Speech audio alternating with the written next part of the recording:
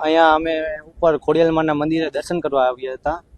તો દર્શન કરીને થોડાક વાર ફ્રી થવા માટે નીચે ઉતર્યા હતા રિક્ષા માટે. રિક્ષા લઈને આવ્યા હતા તો થોડીક વાર માઇન્ડ ફ્રી કરવા નીચે ઉતર્યા હતા. ત્યાં અમે હજી મારો મોટો ભાઈ હતો એક રોહિત કરીને, તે એમણે અંદર આમ જાતો હતો પણ લહેરના કારણે વધારે અંદર વયો ગયો અને ત્યાં એક ઊંડો ખાડો હતો, તેના કારણે તે અંદર વયો ગયો.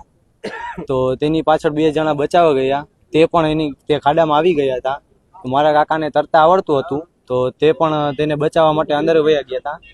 તેને બચાવવા ગયા ને તો તે પણ આ ત્રણેયના બતોબતીના કારણે તેને તરતા આવડતું હતું, પણ પાણીના ફોર્સના કારણે અને તે બહાર નહોતા આવી શકતા. પાણીનો ફોર્સ એટલો હતો, માથે પવન એટલો હતો, તેના કારણે તે પણ ડૂબી ગઈ. અમે પહેલા તો મારા ભાઈ પીયુ છે, મારા મામાનો છોકરો છે, એ પેલા 108 ને એ રીતના જે સરકારી પોલીસમાં અને તે